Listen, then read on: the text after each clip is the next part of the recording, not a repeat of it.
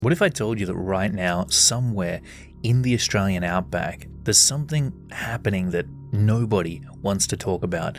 Something that might explain why Sarah Chen vanished in October 2024 and why her case will never make the news. Okay, so first off, I need to explain how I even know about this, because you're not going to find Sarah Chen in any missing persons database. Trust me, I've checked. About 2 months ago, I was deep in a Tor rabbit hole.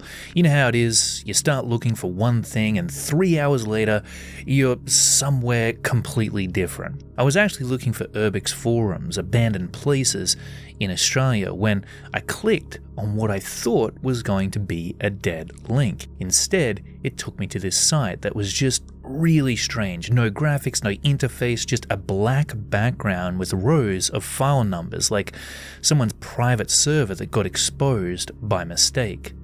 The URL was just a string of numbers and letters, no domain name, nothing identifiable. And here's the weird part, there was no password protection, no login screen, it was just completely open. At first I thought it was maybe 100 files, then I realized there were subfolders: Australia, North America, Europe, Asia, South America, thousands of cases, maybe tens of thousands, each one with a standardized filing system, location, code, date, and a number. I clicked on Australia first because, well, that's what I was originally looking for. The Australian folder alone had over 300 files. Sydney, Perth, Brisbane, but also places I'd never heard of. Remote locations mostly. I clicked on one labeled AES 2024 LAM 7739 Lake Amatus October 2024. What opened was, it looked like an official case file, formatted like a government document. You know, with classification stamps, department codes, witness statements, but the department codes didn't match anything I could find. AUID appeared on every file. Look, I downloaded everything I could, 2,847 files.